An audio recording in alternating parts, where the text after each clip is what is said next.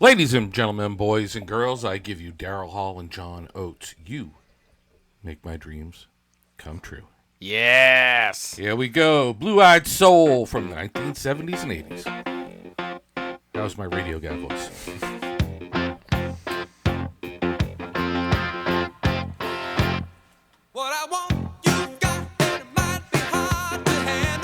Who's that young guy? Daryl Hall. I know, a young man back then.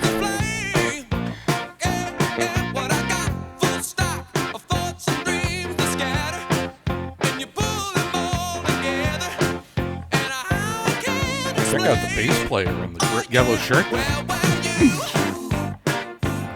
He was the nerdiest guy around, but he could play bass. Yeah. Dude made it. Yep. Geeky guy that was probably Captain Funk when he had the bass in his hand.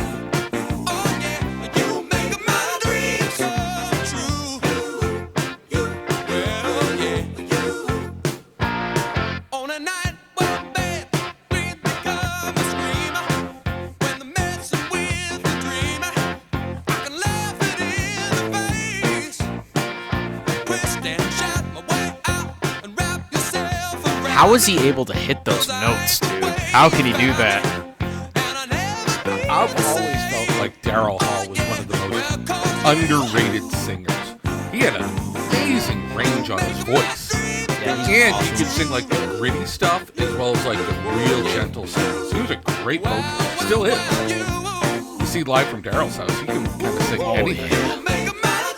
Yeah, he still got it. Oh yeah, and jamming with all young people too. Yeah.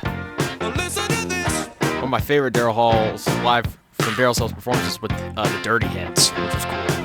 Yeah, that was a great When one. they did cover Rich Girl.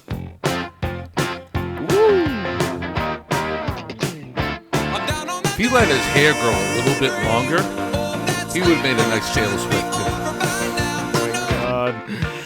If you said, "Oh, Daryl Hall, that's Taylor Swift's dad," you'd go, "Oh yeah, I can see that," because he looks like he could be your father. He could. And John Oates looks like he could be the father of a Muppet.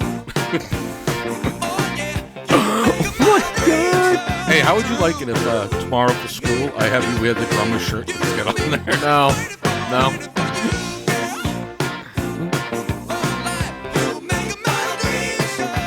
Oates We got the bass player dressing like Stewie Griffin, Yeah. in odd overalls. Yeah. He needs the zigzag like Charlie Brown. Yeah. On the shirts. Come on, Daryl Hall. Let John Oates into the video. Stop pushing him away.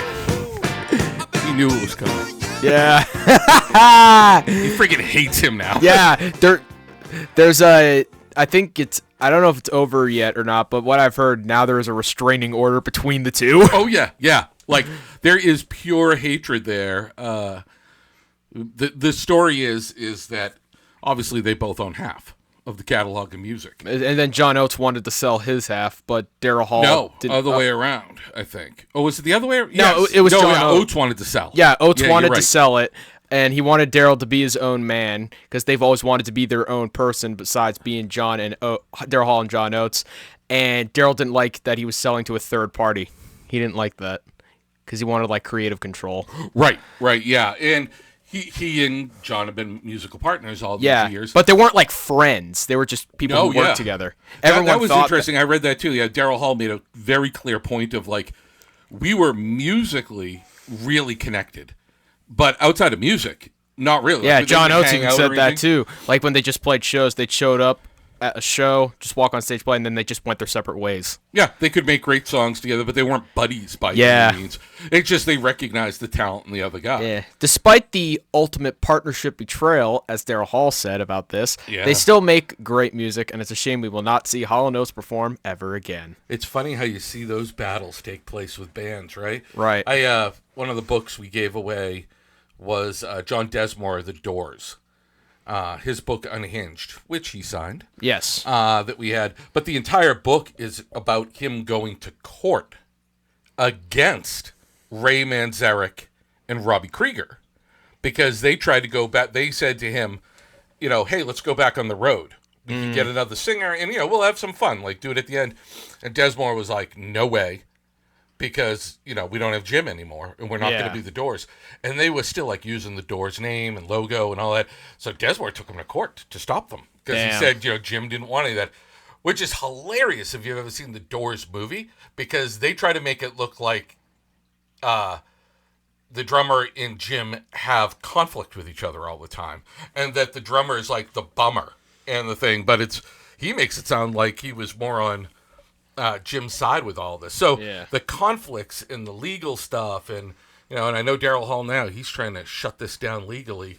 He wants to make Oats not be able to sell. Yeah. And so, even though we have that, I will give this song an 8. It's on my playlist, no doubt. It's on my playlist. How can you're not? A curious child. I enjoy you.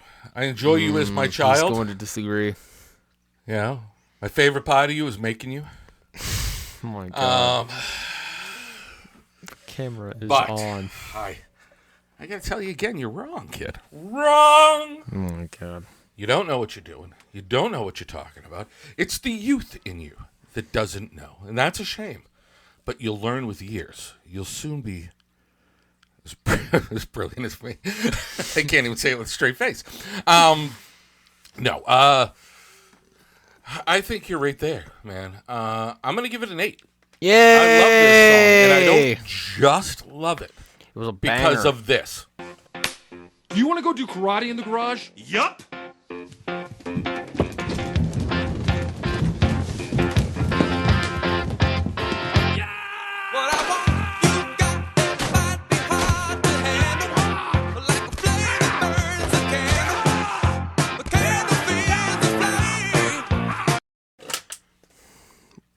As you can see, that's a pretty damn good reason to like it.